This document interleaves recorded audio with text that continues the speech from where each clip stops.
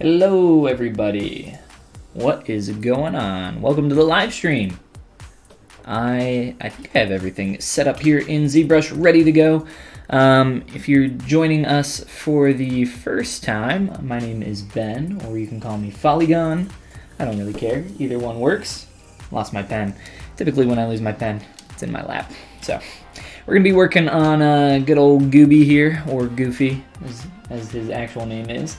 This is a concept by @verticaldraws on Twitter, and in our last live stream, I did this actually on the Pixelogic channel 2 weeks ago. So if you want to see the beginning of that, just go to the Pixelogic channel, go to their VODs, and you should be able to find this. It should be in the first like 1 or 2 rows, or you can just search my name on their channel. But we're going to be working on this on their channel as well tomorrow at 3 p.m. EST, if you want to come for that. But I figured I got some time today, so I thought it would be cool if we worked on the body of our Gooby here.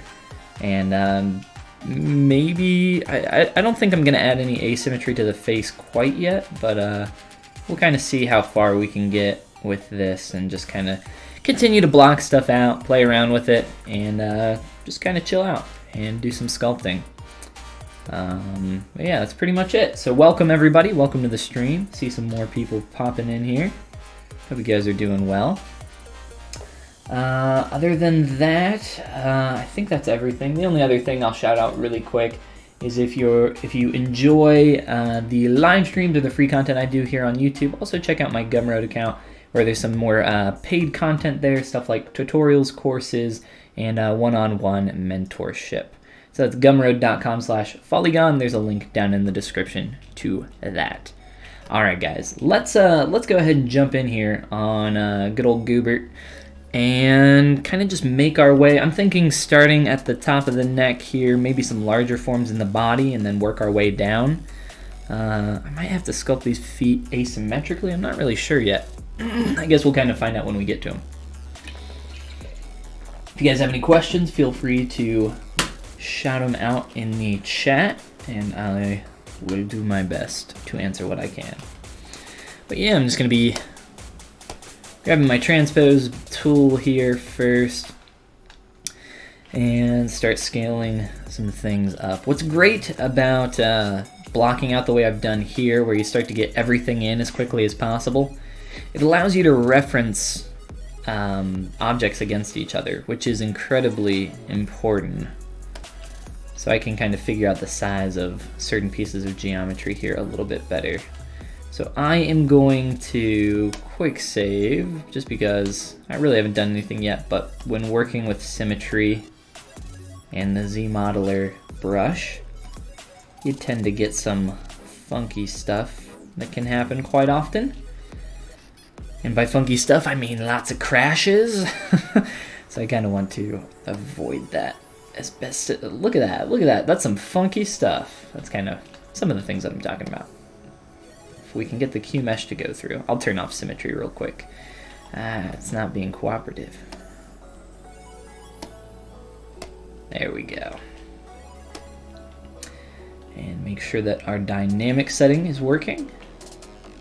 And hello, welcome new people that are just popping in. Welcome to the stream. Thanks for coming and hanging out.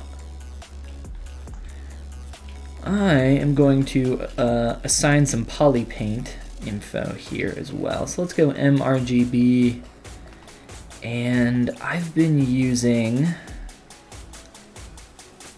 ZBrush paint lately a little bit more, so I'm gonna go to Subtool Master. That's up in your Z plugins Subtool Master menu. So I'm gonna activate Subtool Master, use fill, and just fill everything with this material. It's very, very similar to the Skin Shade 4 material. There are some slight differences that I won't get into, but for the most part, it's just a little bit more vibrant. But with Skin Shade 4, you tend to get a little bit more accurate color reproduction, but for this, that's not something that I am really too worried about. Let's go a little bit darker on that orange. Oh, try not to die while I'm streaming. That would be embarrassing. Be an embarrassing way to go. I'm gonna try to. So I'm just sampling colors from this image here, and then filling them in. That is a little bit too much. So what I'm gonna do is turn my RGB intensity to maybe about like somewhere around 50, and this should fill in about like 50% here. And then I'll just sample that color. I'm liking that a lot more. Crank that back up to 100 and just fill that in all the way on these pieces here. And we're just trying to get something close. There's some shadows and highlights and stuff going on here. We're gonna have to widen out Goobert's hips quite a bit. Some of this other stuff we got going on is gonna need to change, but that's why we got all this in there to begin with, so that we can start lining all that up. Let's figure out the color here. Let's just start with this base color, and we'll probably end up using that, maybe something a little bit darker. Fill that in up there as well. And for the feet, I'm just gonna leave them for the time being, and then we can, you know, really form those a little bit more before we start to worry about color. Get the soles on the shoes and everything else. Man, there are some funky shapes going on there. All right, we won't worry about the shoes too much. Not yet. I'm sure we will worry about them much later though. So let's start up here in the body. There's a little bit of this roundness kind of going up in the shoulders that I want to try to capture. And then as this swoops in, I'm getting this tapering feeling, while the chest is also kind of poofed out quite a bit. And so looking from our kind of hero angle side view here, I think the chest could be puffed out quite a bit more.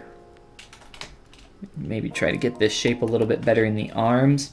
I don't actually have any geometry in the arms there. Those are just fake subdivs with the smooth modifier on, so I might have to subdivide and get some more curve in here so we can line that up a little bit better. And welcome everybody else that's popping in here. Hey Folly, how's it going? Started watching your videos today. Super useful. Awesome. Well, I'm glad they help you out. I'm glad to be of service. All right, let's look here at adding in another subdiv to our arms and bring this, get a little bit more angle in there. So with that subdiv, you see I get one extra edge in there. So with that, what I'll do is just delete lower, and then I can add a dynamic smooth and see what that's starting to look like. And we're also starting to get a little bit more roundness in our bows. So with that, I'll probably just come here in the middle and try to rotate that a little bit more out.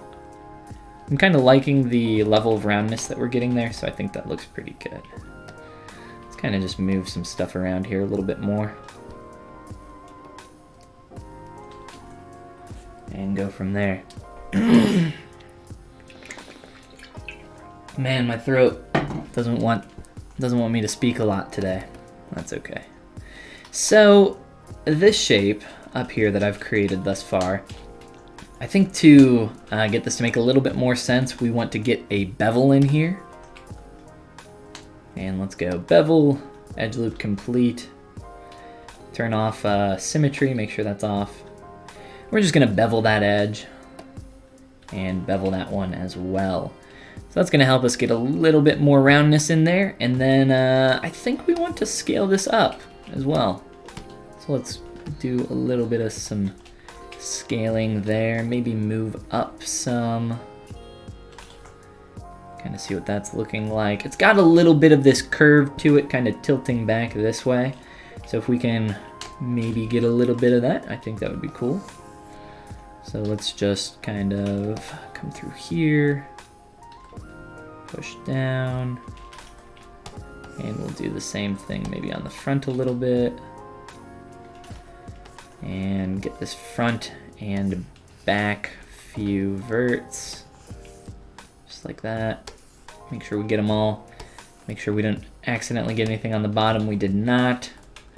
And now we can start to get that kind of curved feeling from the side. In the front though, maybe it's not quite as extreme. I'm definitely getting a little bit of that. Plus we're just getting some more interesting kind of secondary forms in here, and things are shaping up. Once we blend that into the body, we'll have to figure out what's going on back here a little bit better. Got a subdiv already. I think I'll add one more and start to fill in some of this a little bit better. We're not seeing much for the back. What's kind of informing my decision making right now is just this line that we can see here coming up to the arm. So kind of just pulling that in a little bit more on the back. And let's see. Cool. I'm just using my smooth brush pretty strongly right now to just knock that back as much as I can. And I'm kind of liking the roundness in the form that we're getting there, so I'm just going to leave that alone for the time being, and then we can kind of rotate back to the front and focus on that some more, as well as probably just adding in a few subdivs up top there, just to see how this stuff is coming together. Let's roll back real quick and look at some of these verts. I'm just going to manipulate these manually after a mirror and weld. Yeah, that's kind of what I was thinking. So mirror and welding is going to screw some things up for us right now because we're not on a symmetrical axis in the middle. So I will have to scoot some things over to the left just a little, then do a mirror and weld operation. And it looks like that has kind of fixed our small little issue there. Let's see. You are a freelancer or works at a company. You make models only for 3D printing, question mark. No, I do not make models only for 3D printing. I work as a freelancer doing work for toys. Worked on stuff for Pokemon. I've worked on stuff for Barbie. I've worked on stuff for Ghostbusters, for Looney Tunes, for a lot of stuff. I actually have one of my first toys back here on my desk that I ever sculpted and has been produced. I'll grab it. Oh no. I'm running over my cell phone cord. Let's turn on OBS. Or turn on my face cam all the way. So one of the first things that I ever got to sculpt that went to production was a designer vinyl for Barbie, right? I know, very glamorous, but it's fun, and I like to keep it on my desk to remember the first production project that I ever got to work on. So that's pretty cool. But yeah, I have a bunch of other stuff back there on my desk. Some personal work and some other stuff as well. But yeah.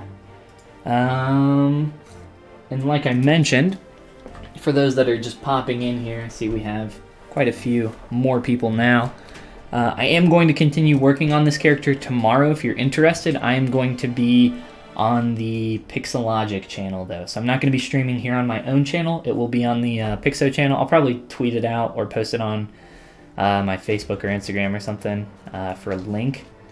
But it's tomorrow at 3 p.m. EST or 3 p.m. Eastern time in the U.S. and noon on the West Coast.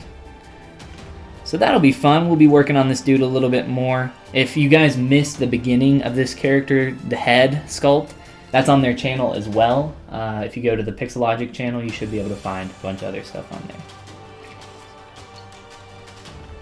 Sebastian says, good question. I want to model like you. Well, just open up ZBrush and get to work. High poly models, so you don't do retopo UV unwrapping. I absolutely can, but I do not for toy work. No reason to create low polys, UVs, or texture maps for work for production. If you find one though, let me know. Yeah. So it's purely sculptural work. So a lot of people, I guess a lot of people don't look at toys and say, I wonder where this came from. Like, how did this get made? But yeah, a lot of it's, all of it's sculptural work, whether that's traditional or digital. And that's what we're doing here in ZBrush. Digital sculpting, high resolution 3D modeling. A lot of names for it. they all mean the same thing. But yeah, I got my start doing stuff for low poly modeling, box modeling, whatever you want to call it. Doing a bunch of stuff in Maya back when I was in college. Worked on a few small games, and then got more and more into the high-res sculpting stuff here for production. But yeah.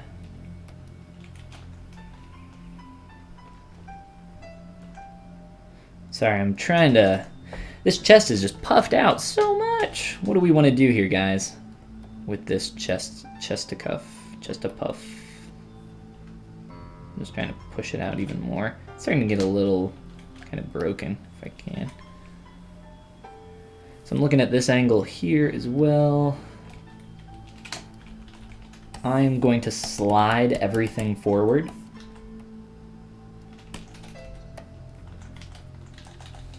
Just like that. And let's see here. Love sculpting, hate low poly making, UV unwrapping. I don't hate it.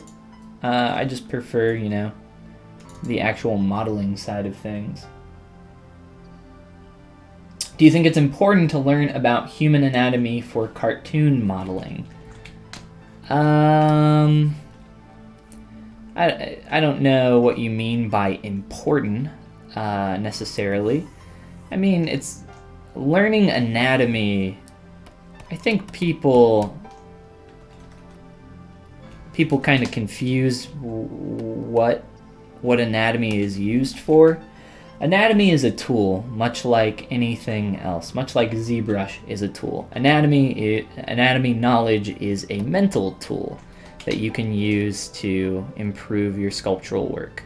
And, you know, learning things about anatomy is always going to help your work become better. I mean, there's no argument against that, but it kind of depends on your project as well. Like what I'm working on right now, I'm pretty much just sculpting what I see. There is very little anatomical knowledge that I can kind of apply to this that's really going to inform some of my decision making. There might be some stuff anatomically that I think about just like in the knee bend or in the way the leg connects to the hips, but like really these are super simplistic shapes, so it's pretty much me sculpting what I see and from experience, not just anatomical knowledge, making additional decisions based on that information. So I mean, it depends what you want to sculpt, and you know, I always say sculpt what you know first, and then sculpt what you see and go from there. It's especially applicable for face sculpting.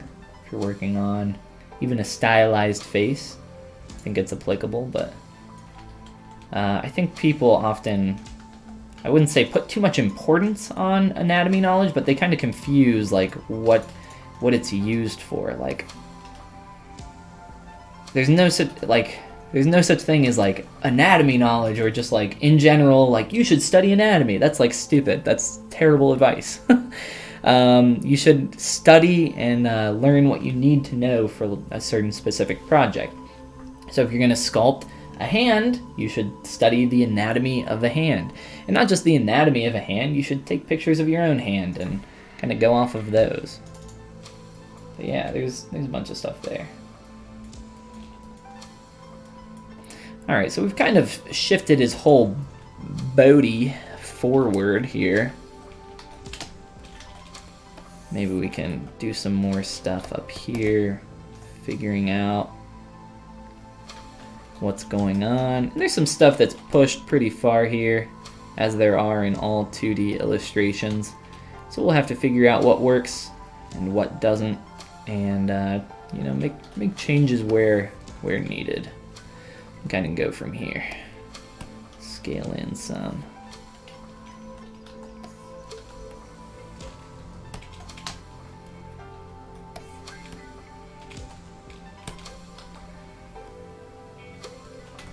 Trying to line that up a little bit better. I think we're starting maybe a little bit too high here.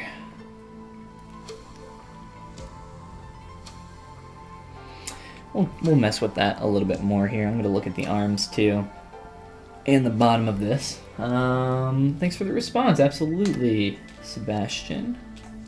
Appreciate you asking questions and hanging out. And welcome everybody else that's kind of showing up now. Welcome to the stream. We're working on good old Goobert here, concept by @VerticalDraws on Twitter. Definitely check out their work. There's I don't think I do have a link down in the description to her Twitter, his or her Twitter. But there is a link down there to my Gumroad if you guys are interested in some other more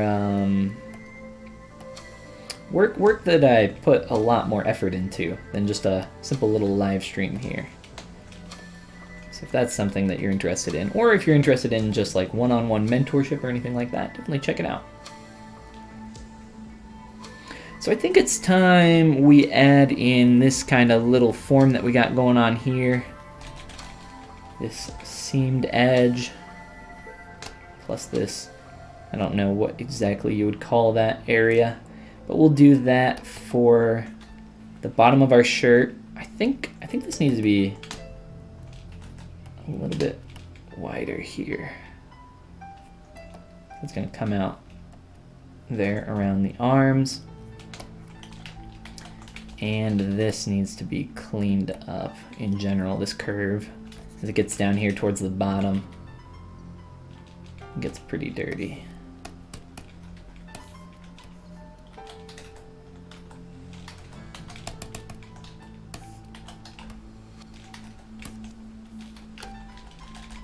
Alright, it's looking better. Getting there. I'm just using my move brush for the most part here, and then cleaning some stuff up with smooth and some other brushes really quick. I'm getting a little convex there, so I'm trying to round out the rest of this. I think I'm just gonna mask this, make this a little bit easier on myself. Something like that to help with that shape a little bit. I think that'll help out a lot. And then for the sleeves, dang, this arm like comes down so far here. That's way longer than what I have going on here. So let's, I guess, just yoink them down. I think that's an appropriate angle. And then from there, rotate those back into place. And we'll have to tweak some of this stuff. I think these arms are going back a little bit further than I have here. Mine are pretty much just kind of straight in line with the body. So if we can get that, I think that'll be a lot better. And then we can start to add in these shapes here for the sleeves and shirt. Just play with that angle some. And these don't really have too much of a curve going on, so I'm trying to keep it pretty subtle. I'm gonna move this edge down and fix the rotation that I have on that. It's just awkwardly curved. And then when I move that, it'll get a little bit more smooth for our curve there. And I also want that connecting up into the body in an appropriate spot. So all that stuff, that's why we're tweaking this first, just so we could come through there next and try to have that make more sense. Let's get in there. Move that arm up a little bit. And I'm going to add in an extra edge loop up here so that I can start turning this into the shoulder. And I'm going to use the Z modeler brush, if I can get in here to an appropriate edge. Insert poly loop, and there we go. Nice and simple. Slide that edge up. And then we can start turning this surface.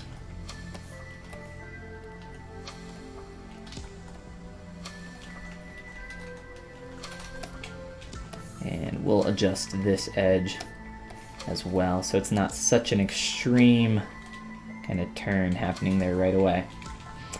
Then we can also move both of these up probably a little bit, now that we've started to turn that a little bit better. And that's helping quite a bit there. So the length of our chest and arms might be a little bit too long, but I'm gonna leave it for now. I'd rather it be too long than too short. Then I can come back through and adjust it a little bit later. Cool, let's look at the pants real quick and just adjusting some of the forms in here before we work our way up to the sleeves and those seams that I was talking about. So with our pants, let's delete that. So with our pants, how do we want to do this? Let's hide our sleeves just so we can see a little bit better. I think I'm gonna, let's widen this out out a little bit. Have that be a little taller, with a little bit of a gap in there. Don't want to be able to see that. And I think initially what I'm going to do, I'll show you guys a trick. We're going to take our lower portion of our legs, we're going to duplicate them. I'm going to add some subdivision levels, and I'm going to add some subdivs to this, and I'm going to merge those two pieces together. And then I'm just going to Dynamesh. Dynamesh those together. That's a pretty high poly count for a pretty low Dynamesh resolution, but it should be fine for what we're doing. And now I'm going to try to get this pretty strong curve that we have connecting the pants to our torso here, or you know, the rest of the pants, the pant leg to the pant top, bottom, I don't know, whatever you want to call it. But let's just use our clay tubes brush initially and start getting some of that form in there. And this is going to be pretty rough and quick, because once we start getting that little bit of transition like we have now, we can lower our Dynamesh, cut it in about half there, start to work on this curve now and cleaning that up. And it's already starting to look pretty close to what we want. Looking here and how that's transitioning into the leg. We will want to fatten this whole area up in general. It's lacking quite a bit of form. It's starting to be a little bit too convex through some of this area. I'm just kind of filling that in a little bit. Let's go even lower on our Dynamesh. Make sure that the outside is transitioning pretty well too.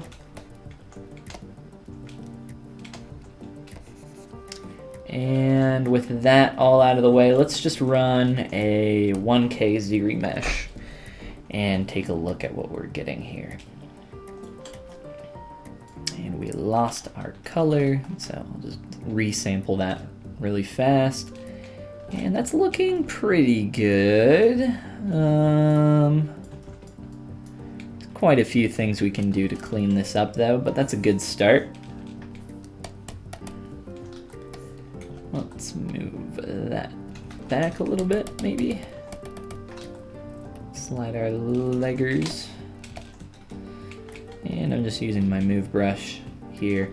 We're getting a pretty crappy turn in our surface topology here that I don't want. I'd prefer if it put that up on the body there. So I'm going to get rid of that vert really quick after I do some additional tweaking here.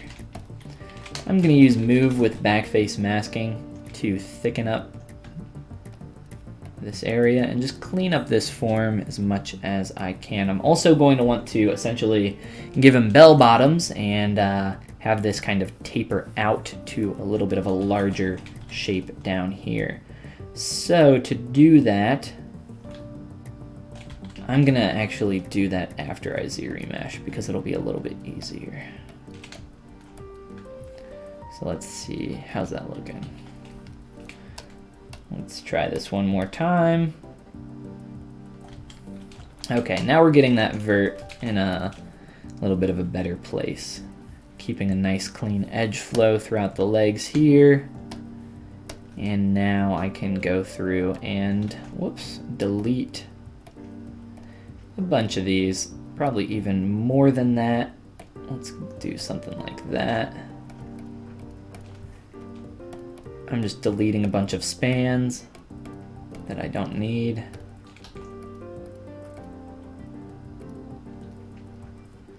That are essentially not adding anything to our form, so they're almost completely useless. And then from there, let's give old Goober here some bell bottoms. So mask off the bottom one, control click a few times, and I'm going to scale from the bottom here.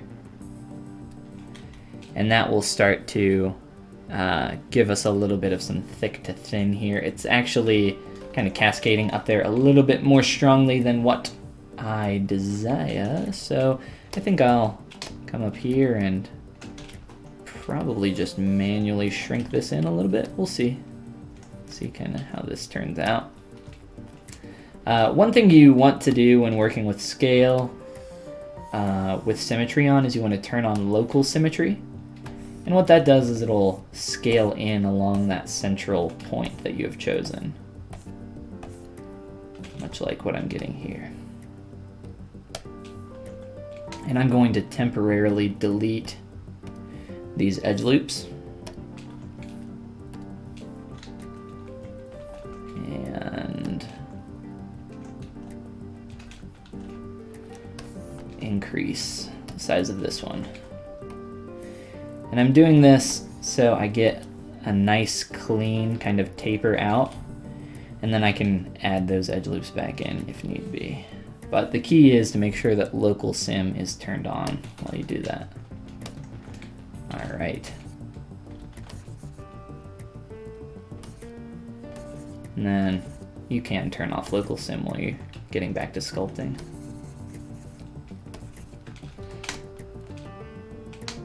And we're going to need to bend only one of our legs, so I'm not going to sculpt a knee in both of these. It's really not much of a knee anyway. It's going to be more of just a crease that we play with. There's a pretty strong, just clean swoop going on here in the left leg. In the right one, there's going to be a pretty strong hit here, but not enough to, especially through jeans, and I'm not seeing anything that would indicate the need for sculpting a knee on our character here. So what's going on here? We need to fill in that color. That's what. It's looking fine. Let's turn everything back on. I'm gonna delete these extra pant legs that I left behind and start adding in some of the form here for our shirt and this.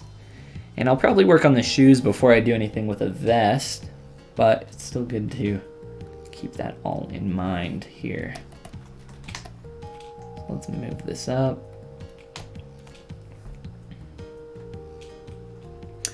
All right, so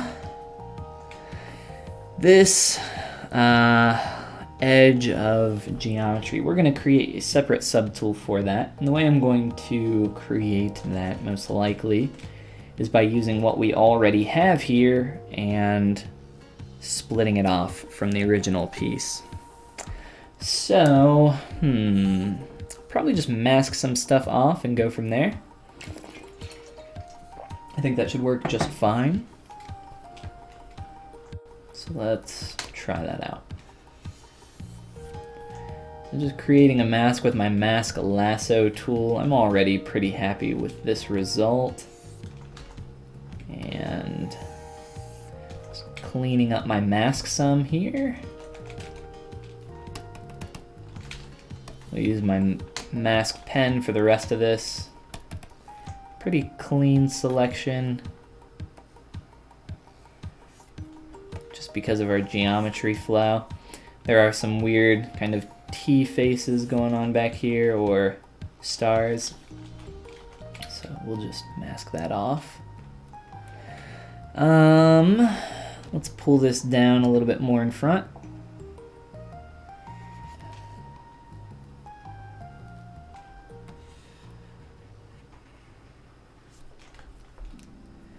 And we'll continue to adjust that further. I think that's pretty close to the shape I'm wanting. Maybe just a little bit more flat in front.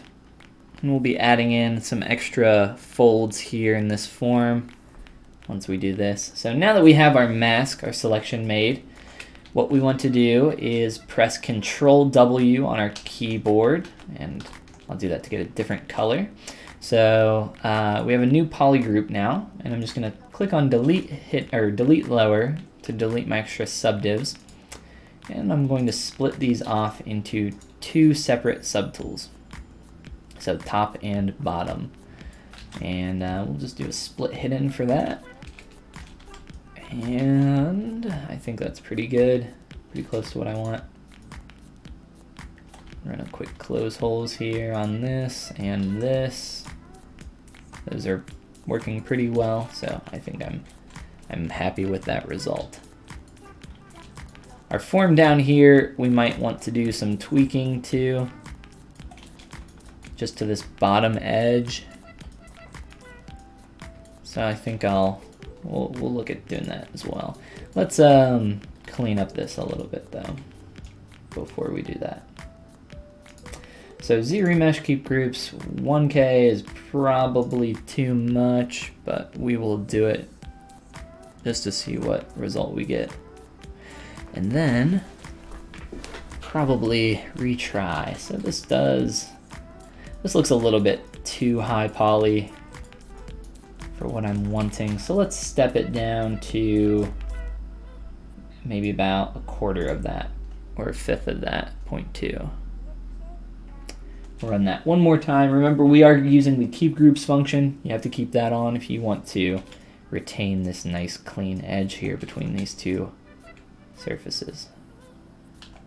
And then we can reapply our color and everything else to that top part. I'm actually not even going to crease this edge. I'm going to leave it just the way it is, because I think that looks pretty good. So we'll do the same thing down here. We'll set it to 0.1 now, because it's even smaller. And keep groups. Got our color set. How's that looking? That is looking pretty nice. So let's fill in our color and material. And then from there, let's try to adjust our edge loops down here so that we can get a little bit more of a thickened edge, kind of like what I had going on in the front previously, a little bit like that. So I'm going to come through and delete a couple edge loops here. And that actually looks a lot better already. That looks exactly like what I was going for. And then I'm just going to use my move brush and tweak some of these verts. And instead of creasing these edges, because that's going to be way too tight, let's bevel them. Do a quick save. Bevel that edge. Yeah, we'll keep that. It is a little thin. Yeah, let's do a little bit softer than that. Okay, so we'll try something like that. Much better, much more soft. And then from there, let's move that outside edge to be lower than the inside edge. So I don't want that to be seen quite like it is right now. I'm just using my move brush here, pushing and pulling things around. Nothing special.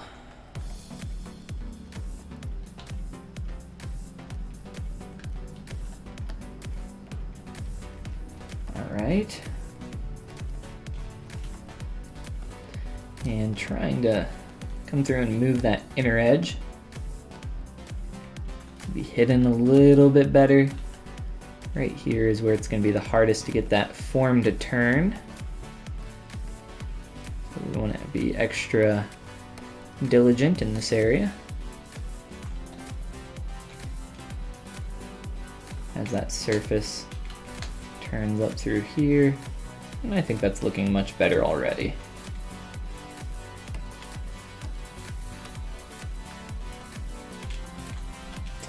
Cool.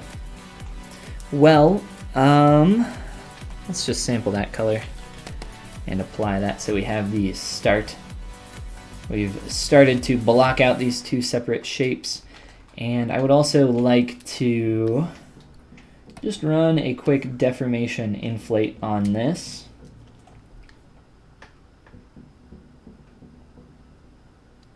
Get that to pop out a little bit more. And up here, we might be able to run a bevel on this as well.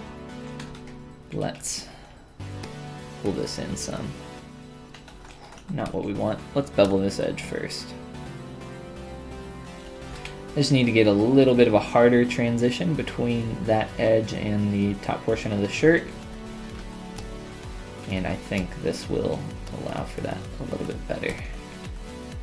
Try to scale in. There we go. Much better. And then flatten this out some in the middle. Not super important. And just move brush again, clean up this edge. Make sure it's nice and clean. It's looking pretty good though. And how are our arms, our sleeves lining up? He's supposed to have his hands in his pockets here, so maybe we can get this angle to be even more accurate to what that would look like. More kind of pushed back here, diving forward into the pockets. Being careful not to mess up the curve of our arm that we worked so very hard to get. All 2 minutes of that work that we did. We might have to move these around together to get things to interlock a little bit better, but I think that's a good place to kind of move forward from. And then stuff like any seams or, you know, pinched areas in the in these areas up here on the collar as well. We'll do those much later after we're really happy with the way everything else is kind of coming together here. So let's go into Transpose Master once more and push things around all together and try to get this working a little bit more here. I think I am going to just scale the entire bottom of my character here. In general, things are looking a little bit on the small side. Also make sure that you turn on symmetry. So let's redo that mask. When you're coming into Transpose Master here to do some changes, you always want to make sure that symmetry is turned on. Alright, so let's just crank the scale. I want to line some things up here with my sculpt a little bit better. I think it's tall enough. I just think the scale might be off some. Or how far back he is leaning isn't quite there yet. He is leaning back pretty far. And that right leg is kind of supporting all of that weight.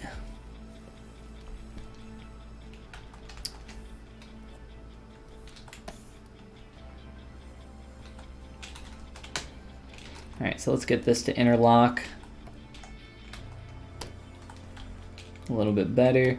You can also create polygroups in here at your leisure without worrying about them screwing anything up in your actual sculpt, because the polygroups don't carry over, they just stay in here, which is super nice. This edge.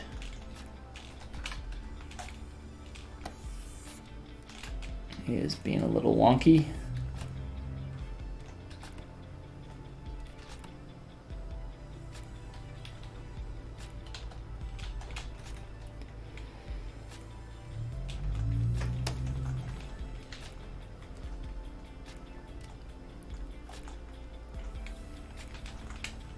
And I think these can be scaled up as well. And remember, when working with scale, you want to turn on your local sim.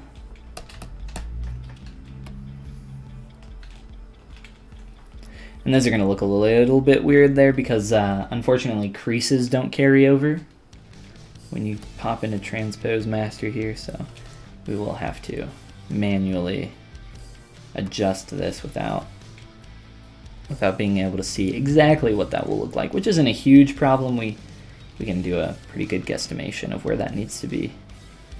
And if we don't get it perfect, we can always go back and make changes to the actual subtool.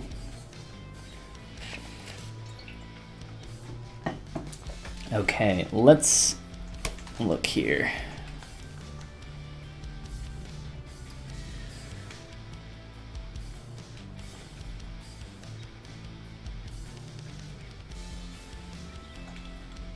I'm gonna try to jut him forward even more, actually.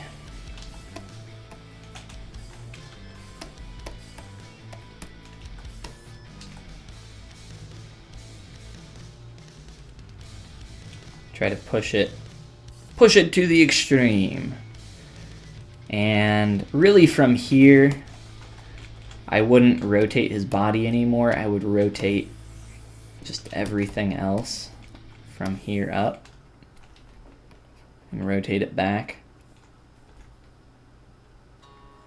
and rotate his head down on that neck pivot there a little bit. So both of these, mask those off and then rotate from here.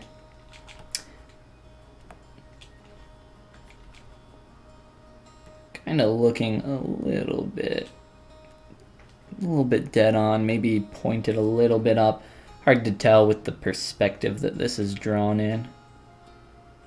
And obviously it's drawn so that you can see his face from a particular angle, but we can make that work. So he's going to be taking a big old step here. Honestly, from here we can break symmetry in the legs. It's not going to be a problem. And probably sculpt each foot individually. What I would recommend for something like this is sculpting this shoe first and then using it as a base to then sculpt this one, just modifying pretty heavily with this large 90-degree angle that's in it. But in terms of the legs, we can go ahead and start breaking symmetry there, and I think we will here soon. How we looking? In the chest, in the chesticles.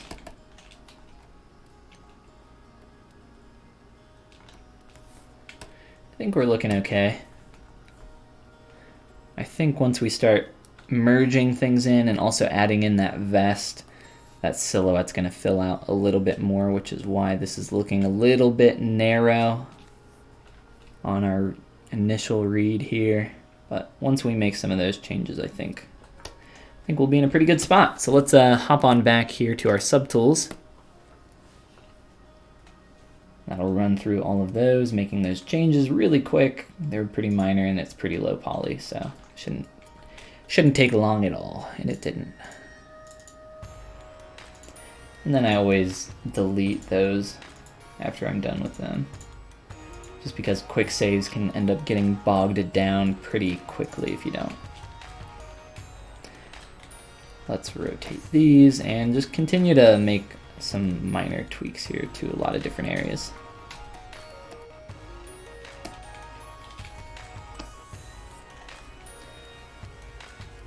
I like the polygroup colors we're getting in here though, pretty fun.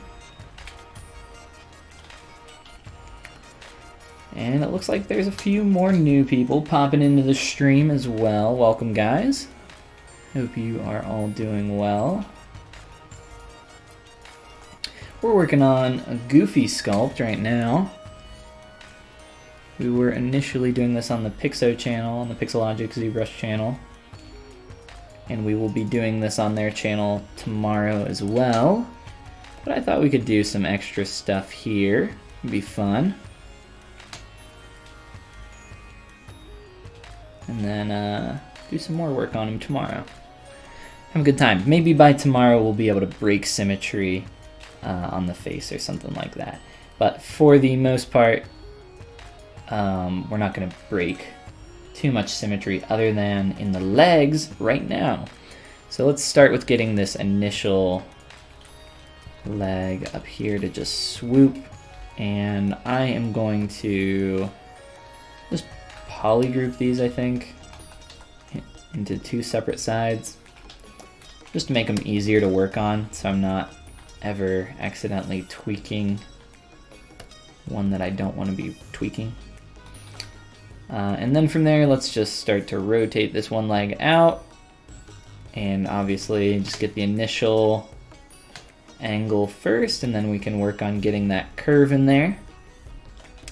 I'll probably have to lengthen this leg quite a bit, make it quite a bit longer. Let's turn off our little proxy shoes that we had in the way and really start lengthening this leg. Oops. Let's make sure that that is completely unmasked on the bottom.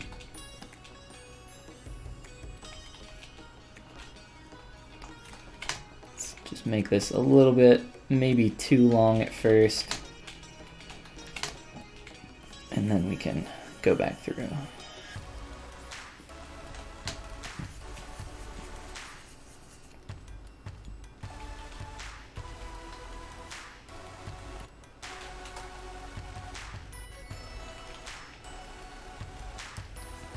And then this back one, let's just try to get both of these initially angled, kind of going in the right way first. And this one, this leg might actually be even longer than this one, because if you look where this knee hit is happening, it's pretty low compared to the other one. Maybe not in perspective once we play with it some more, but we will see.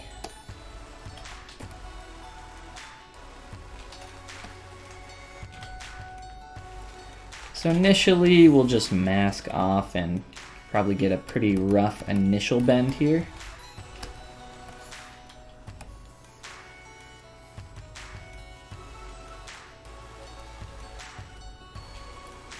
Something like that. And it's kind of awkwardly bending outwards from the body. The way this is drawn though, so here's an example of where you have to kind of make some educated decisions based on what you can see in your concept and what's going to happen in 3D. So in our concept, the way this is drawn, and the way a lot of things are drawn, like the face here, is so that you can see the entire silhouette of this leg. And it's got this nice flow, it bends at this roughly 90-degree angle and flows back into the boot, and it's got this nice kind of clean flow about it, right? But the way this is like drawn in 2D, his leg would be cocked out really far away from him to maybe be seen at that angle. So if we're looking at this from the side view, it might be pushed out even that far, just so that we can kind of get that nice kind of single view read there. But we have to make some kind of educated decisions here in 3D, and I'm gonna try to make this work from more of an appropriate angle, kind of straight back here. And then if that's not working out the way I want it to, then we can maybe start to make some small sacrifices in that direction. But I think for the most part, we will be able to get this to work. So this again is just an initial bend here. So we're not too worried about how these polygons are working. They are working against us. So we will be separating these and making some changes here.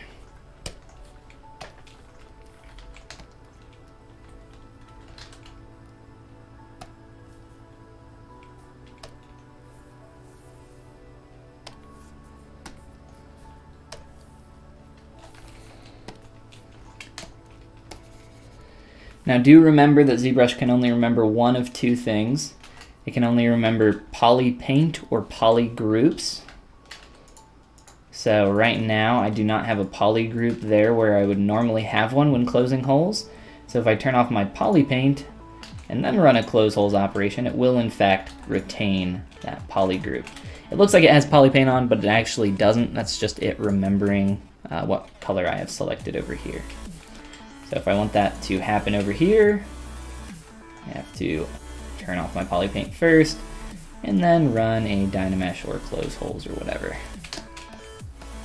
And it is Dynamesh that can only remember one of those two things, not just ZBrush in general.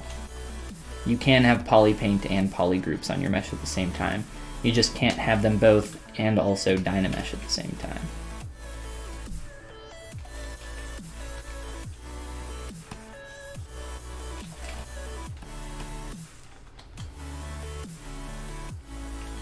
And the reason I want poly groups, at least partially here, is to inform my polygon flow to an extent. An extent more so than the poly groups that I have right now. And I separated these, I would separate these no matter what between the knee here, just because it gives you a lot more freedom in how you're going to sculpt this.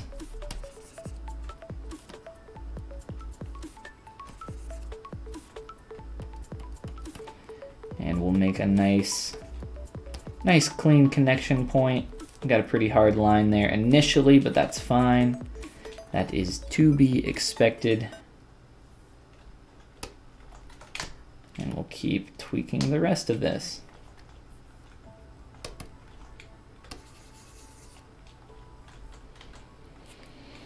Now if I run a ZRemesh on this now, we should get a decent edge loop all the way down to the bottom of our ankle here. And our knee, not so much, but I think it's fine. We'll see what it does. See what kind of form we get out of that, and then go from there.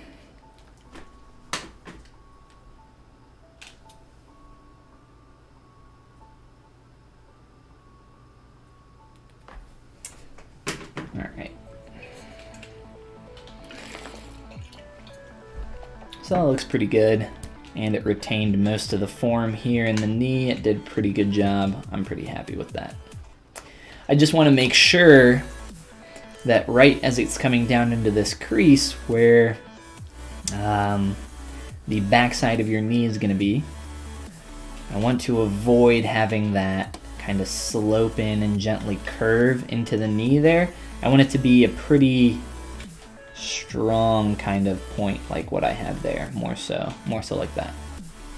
So that's going to be something I probably tweak as I work on that area a little bit more here.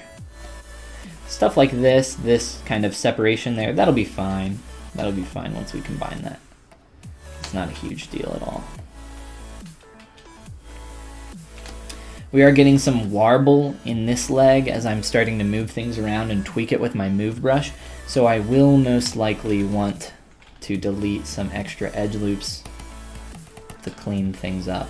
And this angle is looking a little bit stronger here, which is why I'm trying to turn that to get it a little bit closer to what our final angle will be.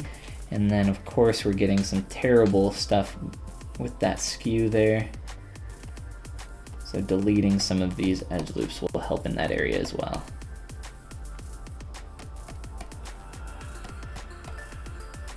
So mainly we're doing this to get rid of the warble in the leg, but this will help out in general. So we're still getting some of that skew. A little bit's okay, but let's get rid of some of this. Slide that back down. Much better.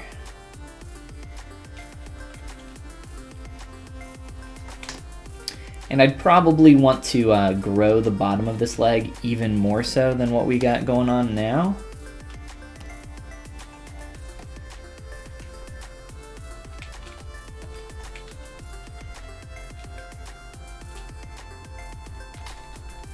Maybe not grow it too much, but maybe more so scale in as it gets closer to the body.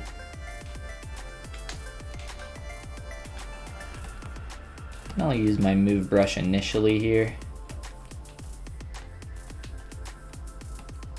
You can see we have some ugly stuff going on up top with that geometry. That's fine, it's not a big deal. We're not worried about that. It's not affecting my surface too much here. And for where it is, we can sculpt that out and adjust it some more as need be.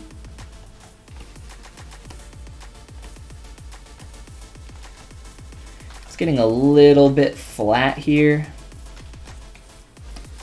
So I'm just trying to round that out some more.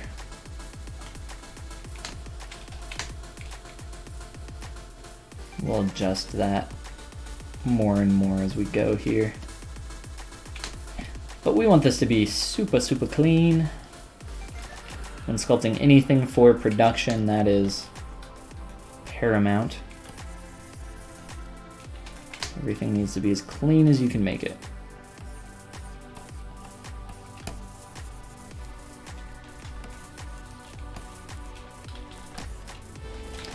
You can make some sacrifices for certain types of work, for things that are maybe real time. When you're working on the high res, it's not a big deal because you're just going to retopo it later.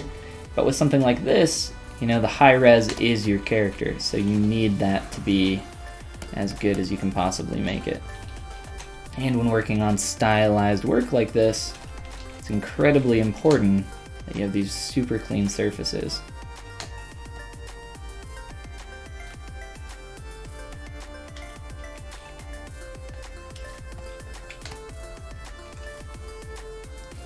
Right now I'm trying to get the silhouette of this leg to come out a little bit more for his thigh to round that area out.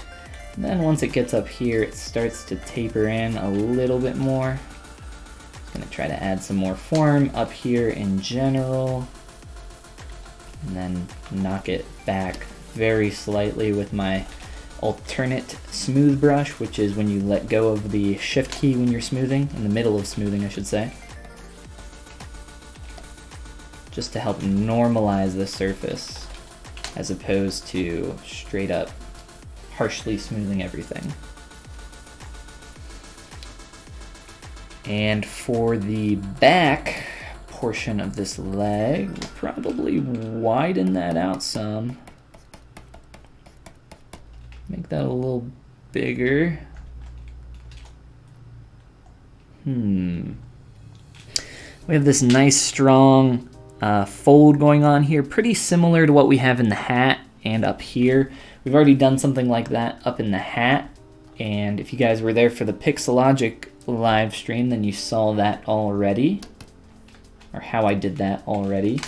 We'll probably tackle it in a pretty similar way here on the leg. Up on the body, we might try something a little bit different just based on size and position, but we'll cross that bridge when we get to it. Let's just start initially with working on that primary shape.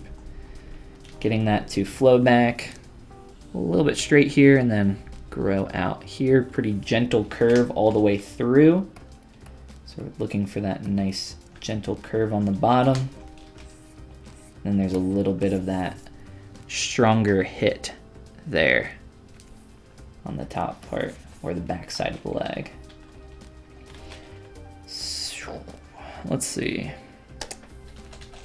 Let's try using our damn standard brush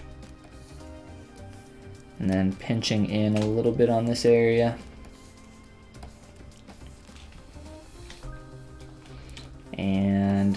just gonna mask off some of this. And we're gonna start to get that actual surface change happening.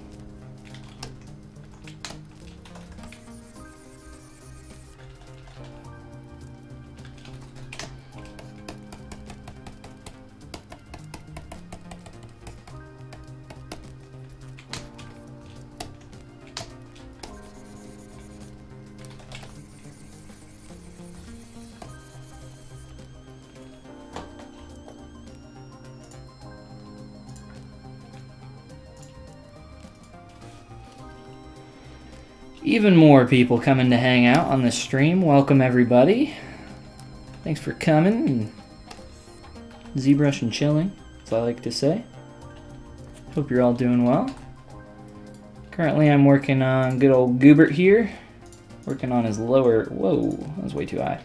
I'm working on his legs right now, but you can see some of the stuff that we've done to the face. If you're interested in seeing the process from an earlier stage, you can go to the Pixelogic channel and watch my VOD from there. But yeah, other than that, we'll be doing some more work here. What time is it? I'll probably be sculpting a little bit longer for sure, at least like around another hour. Maybe a little bit less. But I'm going to be working on this character on the Pixelogic channel tomorrow as well at 3 p.m. on the East Coast, 3 p.m. EST. If you guys are interested in coming and hanging out tomorrow for that. And then what else? What else can I mention? This is a concept by @VerticalDraws on Twitter. Definitely look up @VerticalDraws. They have some really cool stuff. They have a kind of similar styled Mickey Mouse.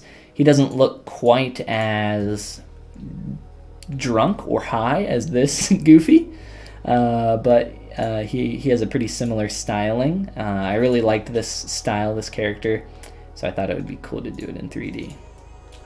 Hence why we are here. And currently I'm trying to get this sharp turn that's happening.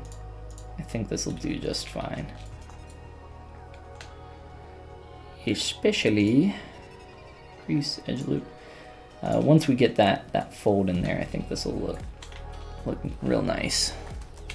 But we want to get that initial kind of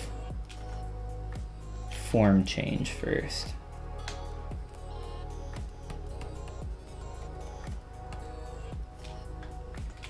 Here on the bottom, it doesn't matter.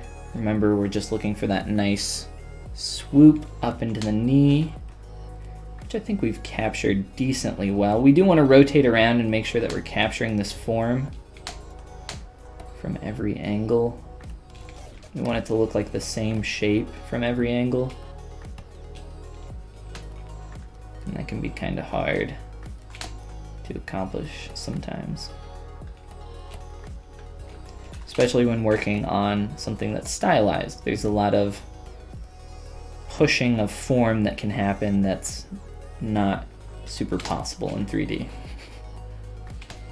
Or in the case of a lot of characters that I've worked on, not possible at all. You just have to find out how to make some sacrifices in places and get stuff to work a little bit better. Let's move.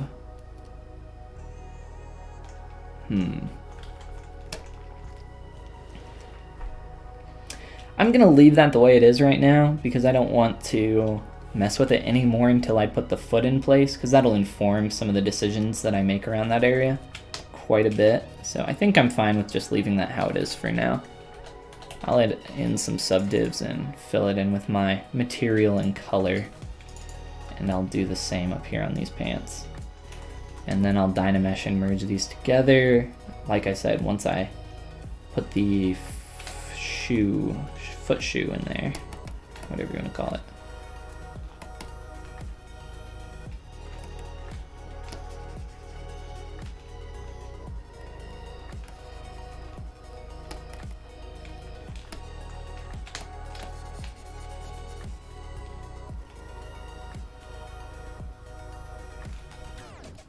looking pretty good. There's still some junk going on up here I want to clean up.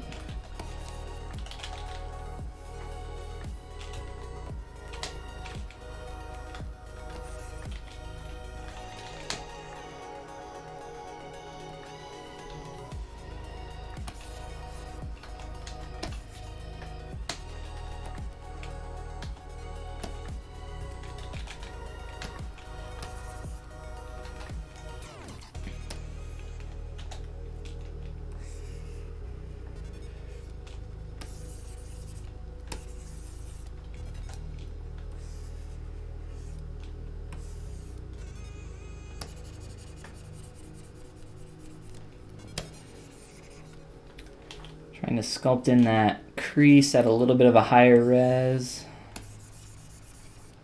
so I can get a little bit of an edge transition there as it goes from super tight and then softens out more towards the edge here. You don't want your edges to ever be the same amount of tightness all the way through, especially for something like this that's going from sharp to soft. That's definitely something you want to avoid. And then the form here for that fold is going to sit on top of this, so I'm not worried about the rest of that right now.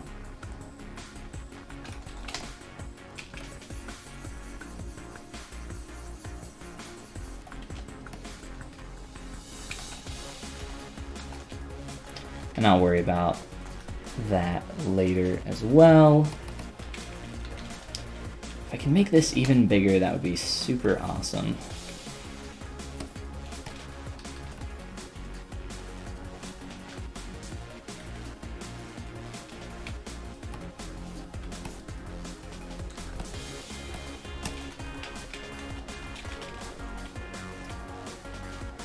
And the length might be a little bit too much, but I think it's fine for now. We'll go from there. Cool, let me get a quick save on here and then go from there. Do you use Substance Painter in your workflow? For my sculptural work, no, I do not. But if I'm creating anything for real time, yes, absolutely.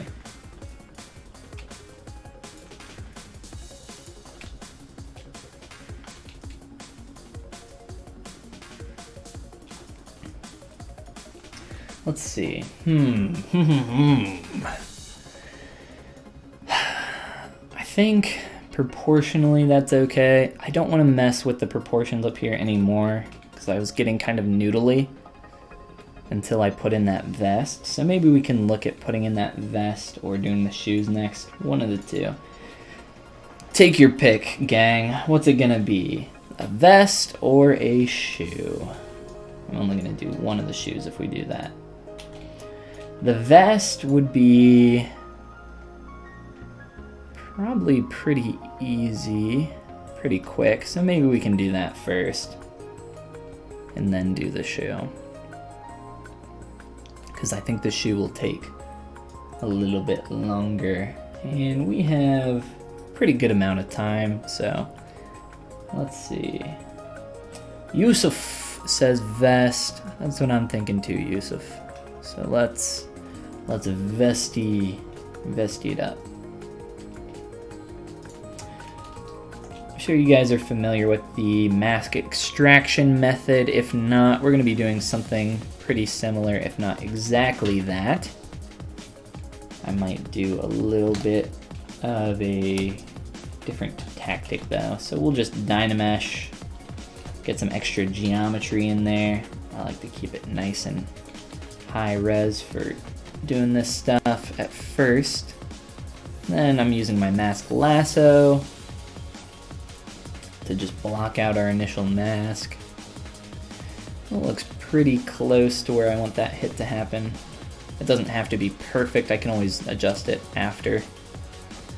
And then from there, let's just use our mask pen.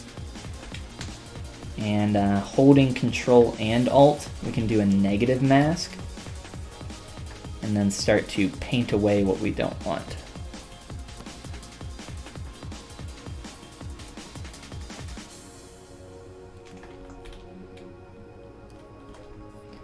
even more so.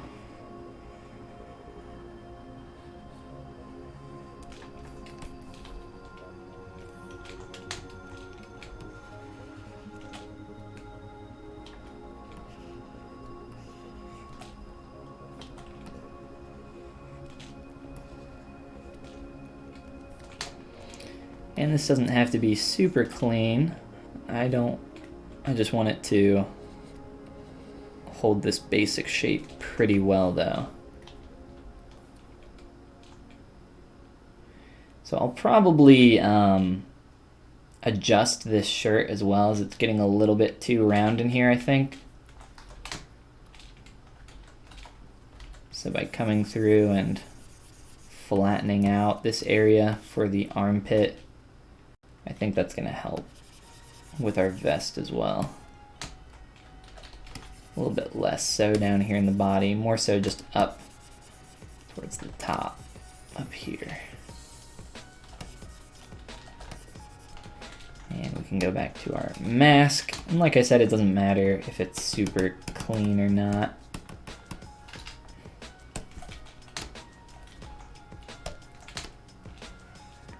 Whoops. Wrong tool there. We'll go back to our mask pen.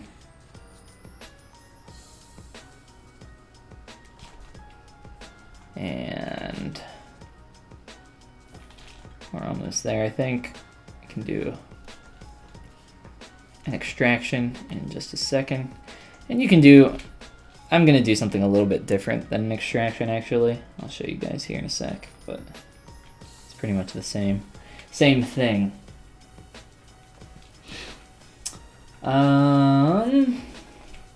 Sir Pokey also wanted the vest, so here we are. Thank you for the reply. Excellent work. Absolutely, of course. How long have you been sculpting / modeling for? I've been digitally sculpting in ZBrush for about 4 years, so I don't think it's very long, but when I got started, I had given myself a goal of essentially just getting a job doing this full time in about 2 years, and I ended up meeting that goal in just under 2 years. I think it was like 1 year and 9 months or something. I think it was in September. Started off doing freelance work and then got a full-time gig working on toys for a company here local in Cincinnati. And then I left that in January of last year. Been doing freelance ever since.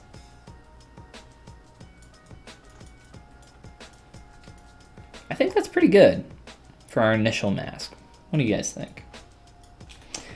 So, if you guys are familiar with the extraction method, essentially with extracting, well, let's not do that. Let's do it the other way that I was going to say we do it. So with extraction, you use the extraction menu and you can extract based on thickness and everything else. The thing is, I'm not going to want thickness. So all I'm going to do is press Control W on my keyboard, and that will polygroup my masked area. I'm going to Control Shift. Oh, you know what? We fudged it. We need to unmask this. I completely forgot about this front portion. We'll do this first. My bad, my bad. We're almost there. This will take 2 seconds.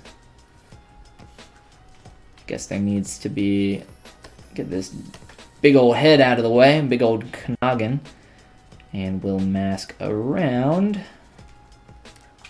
this. Just like that.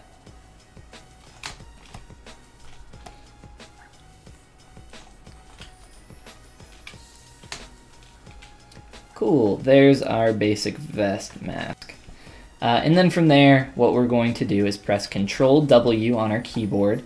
That will polygroup this area. I can Control Shift click that.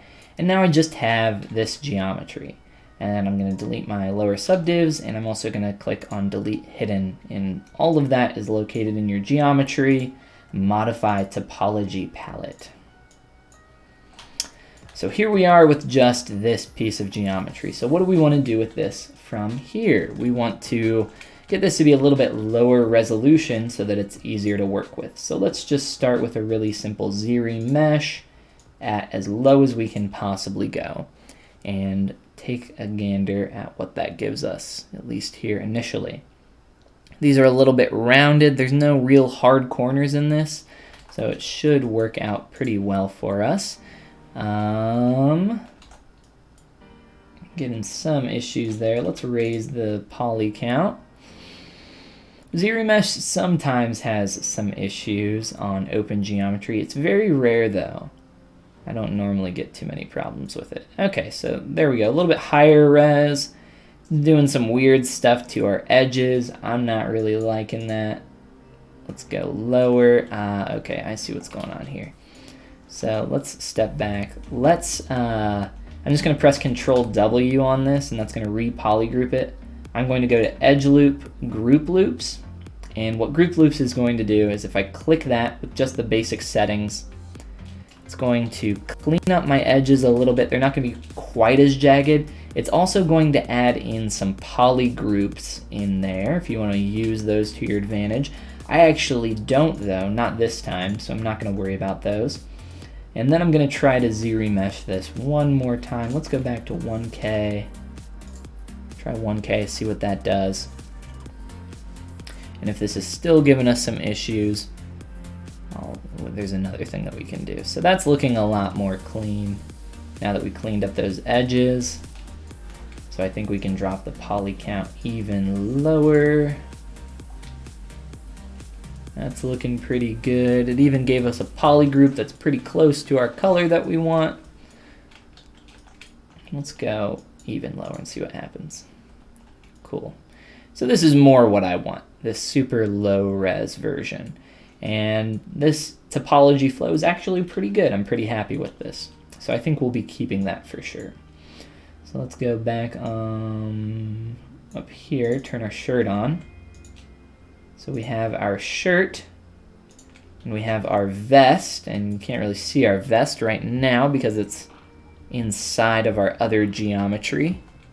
I'm going to sample that color and apply it to our vest, just so we have that nice and neat. And I think I'm just going to run a deformation palette inflate here until I see that poking through everywhere. That looks pretty good.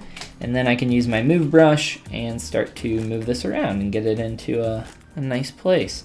And I still don't have, this is not double-sided, so if I turn off double, you'll see that you can't see the back face of these polys. You can only see the front-facing normals. I'm keeping double on just because it's easier to see what's going on with my mesh. And I like keeping double on all the time. I think it should be on by default. Or at least there should be an option for you to turn that on by default. That would be super nice. So now it's just a matter of using my move brush and moving this around and tweaking it into the shape that I need. And then we'll add thickness to it after we do all of that. So in the back side, there's this gap here that we need to get in. So that's what I'm going to focus on here first after I take a drink and give my throat a break. Oh, but I've been drinking too much water and my bladder is not happy about it. But we will go on. Let's mask some stuff off here. Let's do a general mask like that. Whoops, accidentally cleared it. Use a really big move brush, as we do, and start to get some of that gap. There's also some curve that we can see going on here, so maybe we can get some of that in here too while we move things around. And we can turn our head back on, I guess. Not that we need it. I think that point that I have up there is not going to be a hard transition like I think it is. I think this is going to be more of a straight line all the way down. So I'm going to try to get that a little bit more so in that direction. And then maybe pull these edges a little bit closer to that collar there. And this is floating up off the initial shirt a little bit, so once we add thickness in there, we'll make sure that things are kind of lining up nicely and then go from there. I'm also going to merge the collar up here, obviously, into the shirt. Right now they're two separate subtools, which is fine. It just makes it a little bit easier to control things and then go from there. But yeah, we're getting that shirt in there. Things are looking pretty good. The hole up here could maybe be a little bit more long. I want to be careful that I'm not pinching this geometry too much.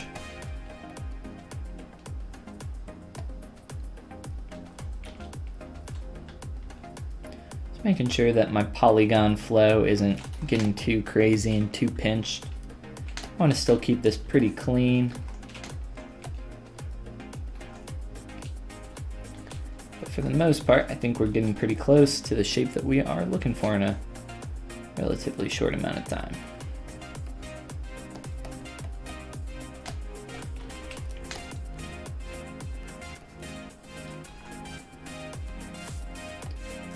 And if I can, I would like to delete one of these edge loops.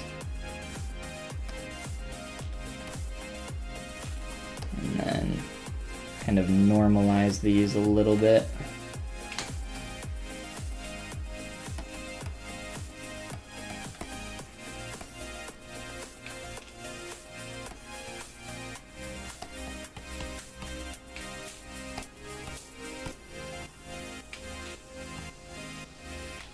Just even those out some more. As things were getting pretty cramped here around our sleeve opening. Not sleeve, but I guess just shoulder opening.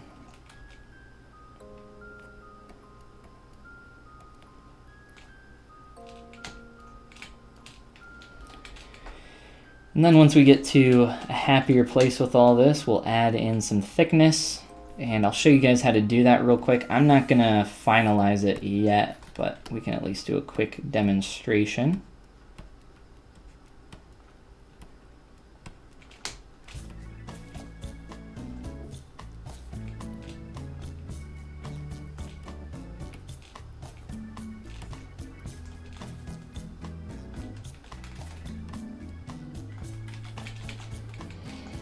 Alright, so let's say you're happy with your vest at this point, or your clothing, or whatever you're extracting and making from here. You want to add some thickness to it. Hello from Mexico. Hello, Omar. How you doing, man? Welcome to the stream. And everybody else, there's a bunch of new people popping in. If you're new to the stream, hello. I'm really hot. I'm gonna take off my sweatshirt really fast. My name is Ben. You can also call me Follygon. I don't really care. It doesn't matter to me.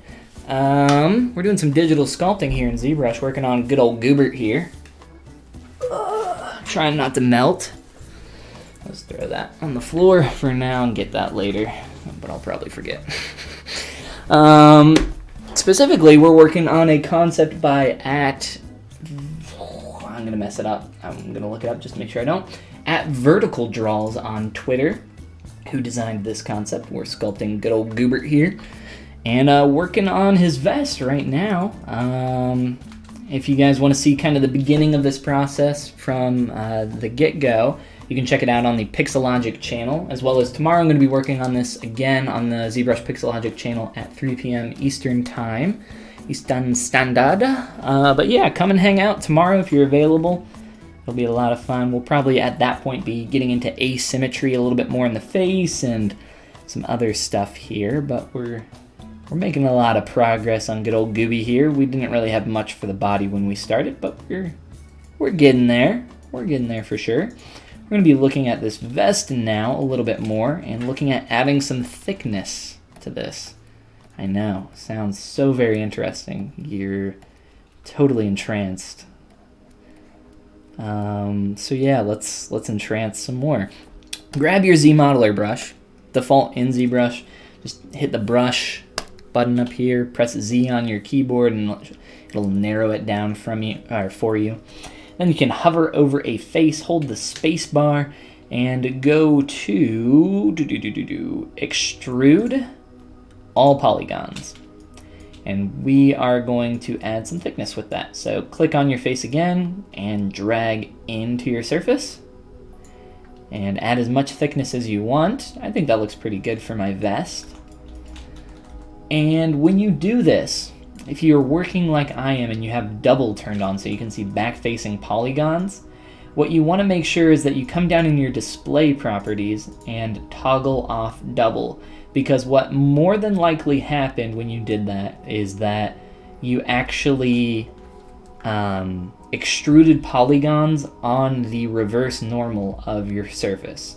And what that means, it's probably a little bit easier to just show you. So I'll toggle off double, and you can see this weirdness happening right now. It looks really weird, right? And that's because 3D rendering, the way it works is you see the normal of a polygon. Polygons have a front and a back. On the front, that is the direction that the normal is facing. So to correct that, correct what's going on here, I just have to flip my normals. And I can do that here in the display properties by clicking flip. The reason I keep double on is so that when I select geometry and I'm looking at it like this with just some stuff hidden, if double's on, I can see back-facing polygons. I just like to work that way because it makes a little bit more sense to me visually, and it makes things just easier in general. So from there, now we can start, we have our thickness added, and if there's more tweaking and stuff we want to do to this, now would be the time to do it. What's great about polygroups is you can use them to add creases, you can add some bevels along these edges, all sorts of fun stuff. But yeah, I think that'll be good for now, and maybe we can look at some of that stuff a little bit later. So with a quick save, just to save our progress, we don't want anything stupid happening, lose everything. Knock on wood, knock on Cintiq, I've been pretty lucky lately while streaming. I have not crashed in a while streaming. I say that and now I'm going to crash in the next 5 seconds probably, but that's okay. I don't know what's been going on. The ZBrush gods have smiled upon me and all my hard ZBrush work.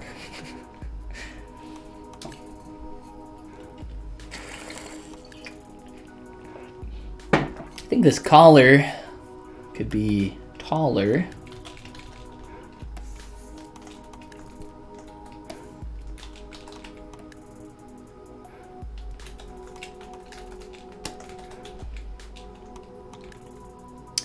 And I still don't want to merge that down into the body. But now that we have our vest in there, it makes it a little bit easier to compare some of the other forms that we have going on in our body, collar, and arms, and just the way everything's kind of working together here. It's a little bit easier to understand our form. The more parts and pieces you get in there to compare against one another, the easier that will always be. So I want to, I think, just try to maybe flatten this out or just push this in at least a little bit more.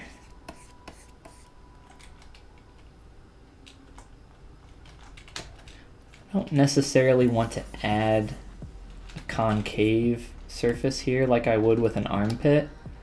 I want to keep that, if not rounded, at least flat. Maybe a little bit more forward in the front than in the back. I think that's maybe what.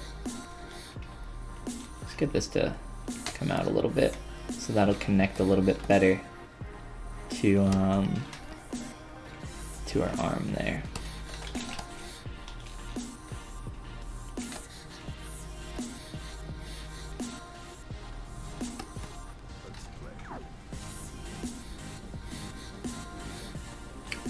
Cool, well that's looking pretty good. Our arms are, I think, pretty close. proportionally, I think there are more than a few things that can change here. And we can do that in Transpose Master a little bit easier than just kind of doing it here. I'm gonna move this vest down some. There it is, guys. I told you, if I mentioned ZBrush crashing, it would happen. I'll take this time to mention my Gumroad page since it's right here. If you guys like the free stuff that I do here on my stream or my YouTube channel in general, go check out my Gumroad. There's some cool courses on there that I put a lot more work into my live streams and other videos that I make here for free. If you like the free stuff, you're going to like the paid stuff a lot more, I promise that. And I offer some one-on-one mentorships in ZBrush and digital sculpting, if that's something that you guys are interested in as well. There's some brushes and materials here that I use as well. I like to recommend that you make your own though, but if you really want my stuff, then you can grab those for a few bucks down there as well. That is gumroad.com/Follygon. There is a link down in the description of this stream or video that you are watching later for that. Luckily, ZBrush recovered our Z tool, so we literally lost nothing during that time, which I always like. It's always a nice perk. Yeah, everything looks good here. Didn't lose anything. Let's reapply all of our materials just to make sure everything's still good. Super paint. Yeah, I noticed that that was a little messed up, so we will go through and fill all of that in. Also need to re-import my spotlight. So what's great about ZBrush is you sounded too happy. It's because I knew if I said it would crash, it would do it. I shouldn't shake this. If you use your spotlight to import textures as references, you can actually save that spotlight for later. And actually that's it right there. So you can save your spotlight and it'll re-import it in the exact location where you left it off. And it will also retain any transparency that you modified it with. So you can see that it's a transparent image as well.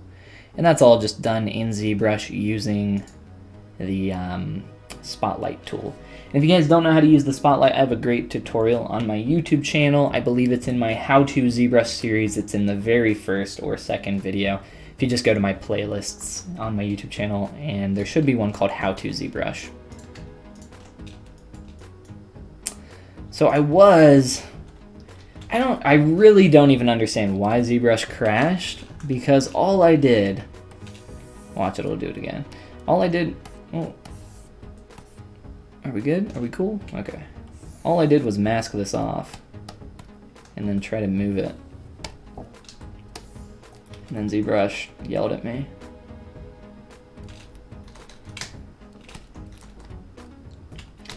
See, ZBrush is listening, guys. If you say bad things about it, it'll crash on you. That's why just gotta. ZBrush is great, guys. I love ZBrush. Now it won't crash. I think this is pretty close to actually where I want it. I think I want to get a little bit of a proxy kind of fold in here for our shirt or sweater. I would consider this a sweater, I guess. Looking at my arm, might want to raise that up some, just a little bit long maybe. Got a cool fold going on here that'll be fun to sculpt too.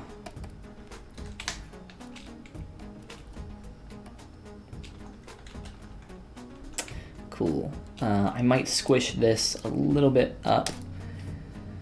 I think I want to do that before I add in a little proxy fold, so let's hop on over to T-pose.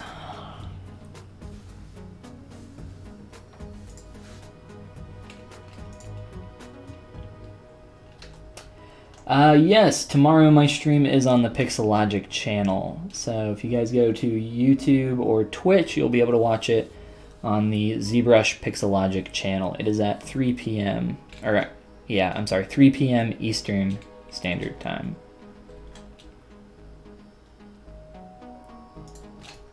I believe they are on the West Coast though, so they have it listed in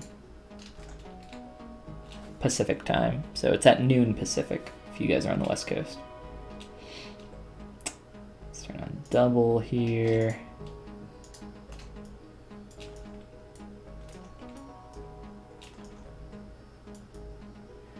It's just a little bit too thin, I think, and it's freaking out on that vest. I need to inspect that vest a little bit closer just to make sure nothing funky is going on. But yeah, we're going to be working on this character tomorrow. If you guys want to see some more stuff on this, probably be breaking symmetry a lot harder than what we are today. And doing a lot more fun stuff, just answering questions. And all that good. All that good.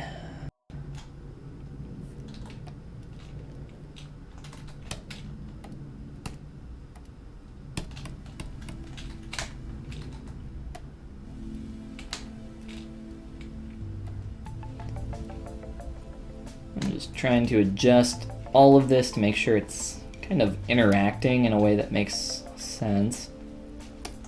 Might be easier to do this out on the individual subtools. This is getting a little bit too convoluted with the poly count there. A little bit hard to move around and adjust, so I think I'll do that for that piece.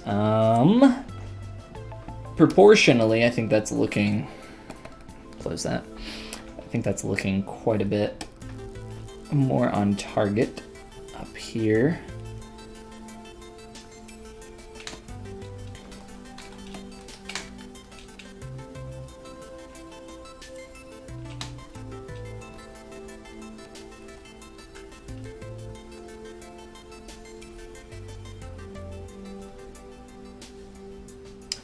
I'm just kind of bouncing back and forth really quick, trying to see what else I might want to tweak a little bit. I think we're pretty close proportionally. Like I said, it's a lot easier to gauge proportions once you are getting all those parts and pieces in there.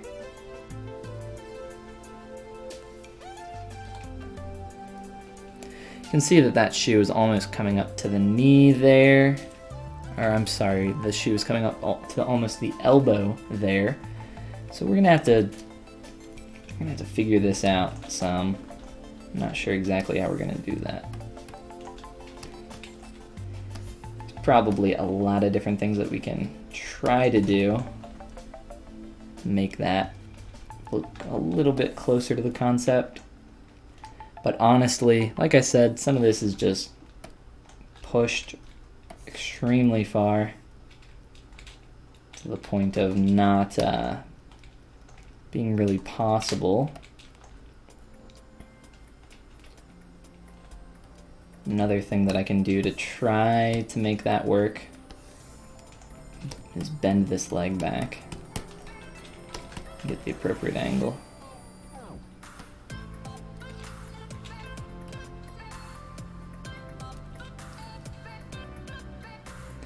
You can see that this leg was going back a lot more than I had it. Mine was pretty much vertical, maybe even going forward a little bit. I'm gonna push that pretty far there. See what we can do with it. Cool. I think that's looking much better. Let's T-pose back and kind of look at everything, see how it's working together with color. Let those changes go through. Do you save your work as a project or as a tool? You should always save your work as a Z tool unless you have a specific reason not to. I also cover that in my first how-to ZBrush video on my YouTube channel. Or there's an advanced version on my Gumroad as well, if you you guys are interested in that. But essentially, up here, if you're looking in your tool palette, right, the Save As option, click that, and you can save your sculpt as a Z tool. A Z tool is, let's copy and paste this guy. So now I have two versions of my goofy character here. This one, and what I'll do is we'll just delete this so that there is a difference. So there are 25 subtools here. Let's make another, make Polymesh 3D, and we'll duplicate in here a few times. So now we're working in ZBrush, and we have 1, 2, 3 Z tools. So when you save this file, it's going to save whatever Z tool you have selected that you're working on. Let's delete some of this just to make it even more obvious, right? That looks fun. So I want to save this character, so I'm going to select the Z tool that I'm working on. This is my subtool menu. It's showing all of my subtools within that Z tool. I'm just going to click on Save As and save that. Alternatively, what you can do is go into the File menu and click Save As. This is going to save a ZBrush project. And when you save a ZBrush project, it not only saves your current Z tool, but it saves all your other Z tools. If I click this button here, it refreshes this menu, and it no longer shows those Z tools. If I go to File Save Now, it will still save all 3 of those Z tools, even though they're not visible. If I click this button here, they are still visible. They are still in this ZBrush project. So to get rid of those, I'm just going to go through, select them, and click on Delete All.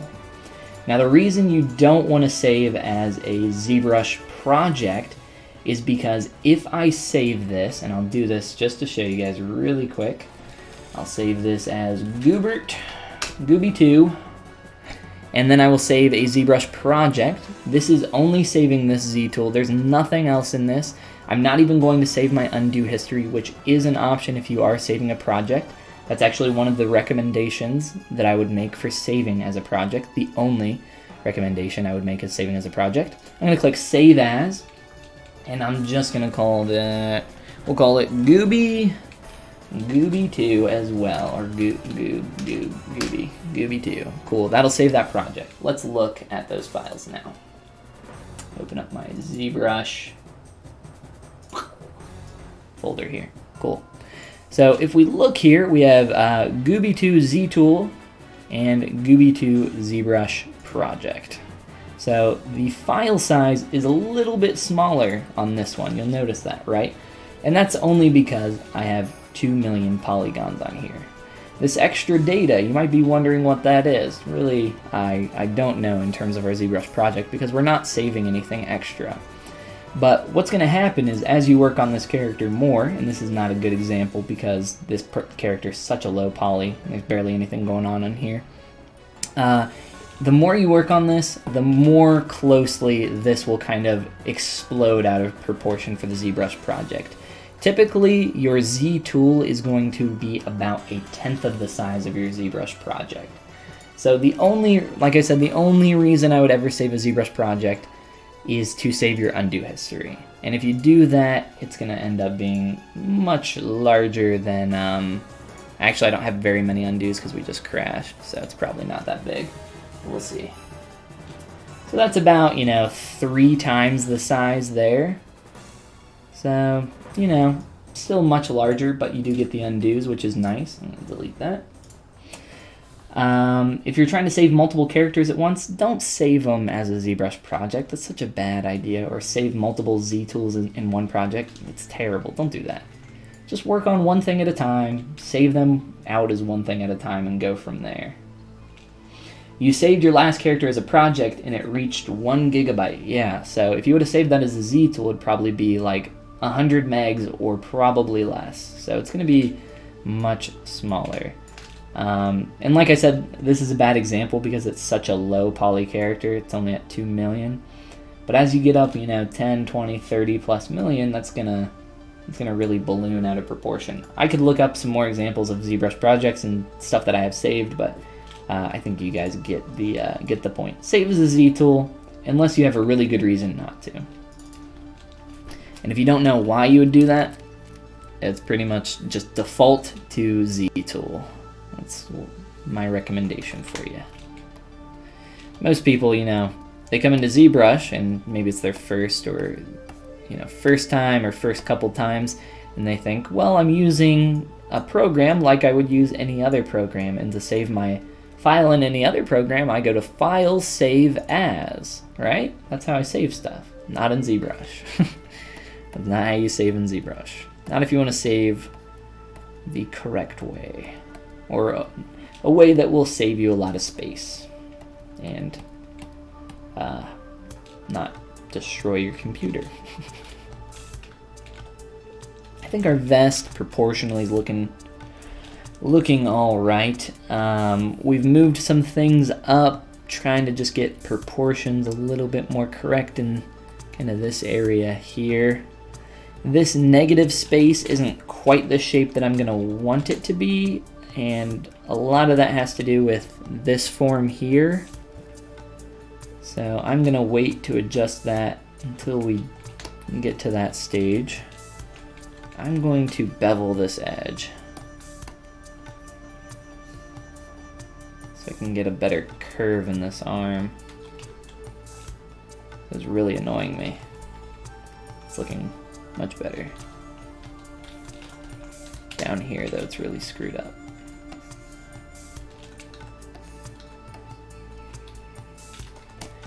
Trying to get that a little bit of a hit there, but also some nice roundness. I think we have a pretty good trade-off.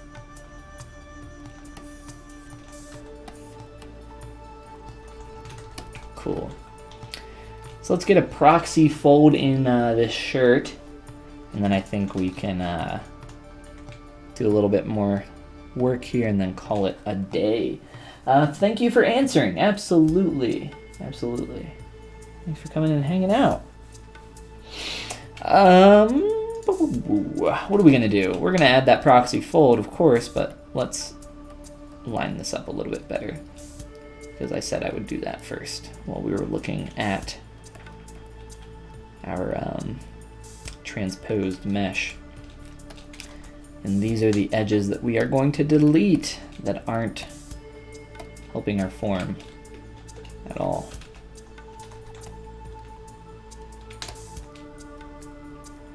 Just gonna make it easier to manipulate here. And I can add those edge loops back in if I need them. Right now I do not though.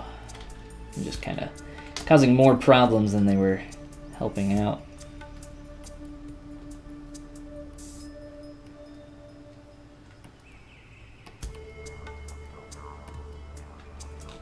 Overall, I think that's looking pretty good though.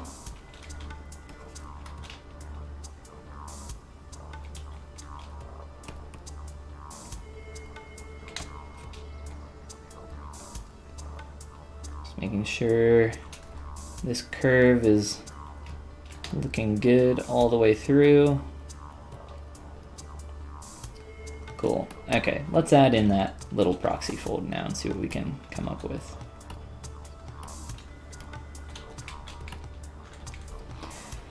I'm going to duplicate my shirt that I was working on and delete my lower subdivision levels. Grab my curve tube snap brush. And we're going to use this to draw out our fold. Let's hide our arms so they're not in the way.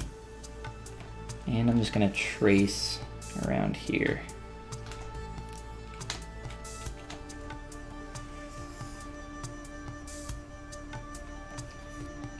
With my curved tube snap brush, pretty simply.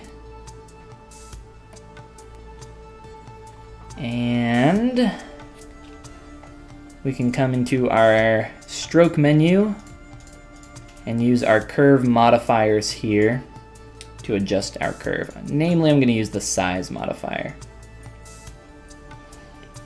So this curve starts pretty big, gets a little bit smaller here. Let's increase our brush size. Ooh, too much. Closer. So big, a little bit smaller. And then probably, whoops, we'll drag that point off of our curve so it goes back. I think that'll be good. Mainly just wanted this point here. Move that to the, whoa, got an extra point.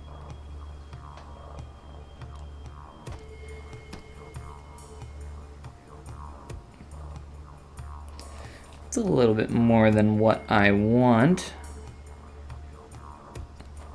There's a lot of things that you can do with your curves here, but for the main part, I think that'll do just fine for us. And now I'm just going to select my curve and delete my extra shirt.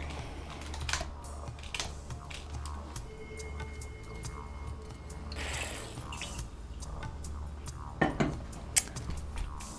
right. So now using our move brush, we can just come through and start sculpting us a nice fold. Move with backface masking can be really nice in some of these areas for pulling stuff only on one side of your mesh, much like what I was just doing there. And for anywhere where this curve is getting a little bit out of hand, I can delete some of these edge loops and play with it from there. I can just subdivide this as well and start manually just coming through with some sculpting brushes. And start playing with building some of this up. As it starts to get messy in some areas, I can knock it back with my smooth brush or whatever I need. Mainly I'm just looking for those big forms though, initially.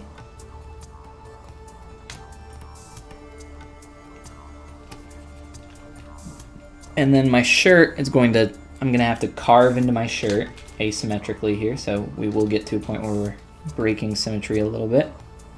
And essentially I'm just gonna start by, pulling in around there.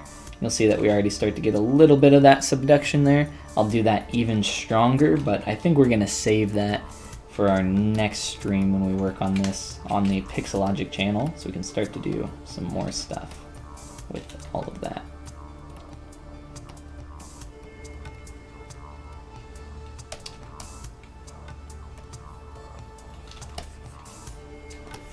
A quick Dynamesh on this, and I'm gonna have to do something to flatten this curve out.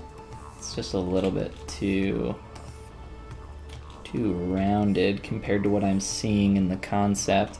It's got some roundness to it, but maybe I'm overdoing this.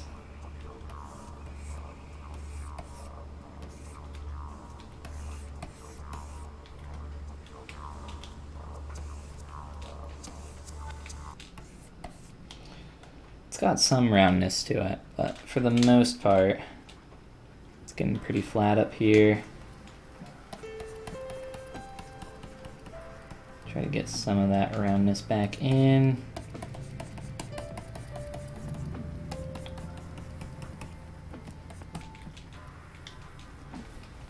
And